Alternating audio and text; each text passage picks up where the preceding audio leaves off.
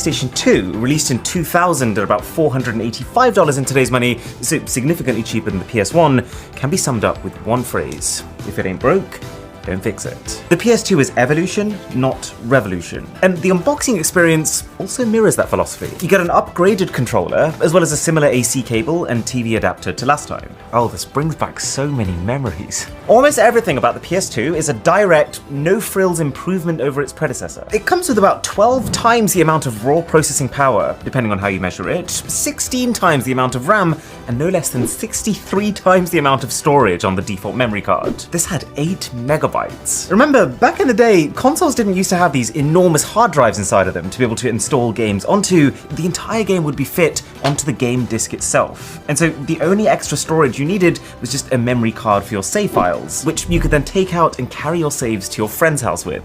So if we turn the PS2 on, this is my childhood. So there's an eject button up here. That sounds amazing. You can barely read the actual text of what these things are. That difference is crazy.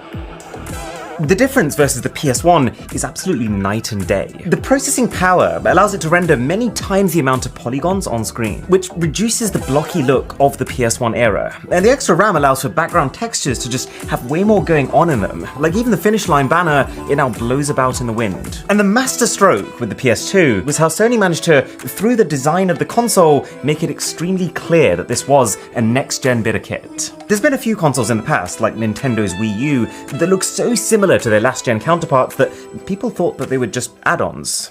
Not here.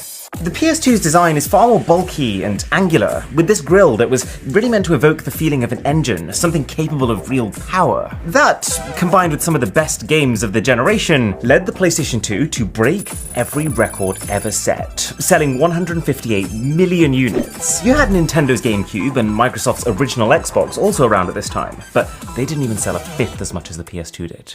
And to keep up with the increasing complexity of the games, Sony also upgraded the controller with something they called DualShock, which is a combination of dual analog sticks and built-in rumble technology. So you can really feel the texture of the grass, and if you're not a good driver like me, the texture of the wall. Sony wasn't kidding with the word rumble. The PS2 was also technically the first time you could play your games online, but you had to rely on the individual game developers to create their own servers, as Sony didn't develop their own infrastructure for online connectivity. Until the PlayStation 3. Arguably the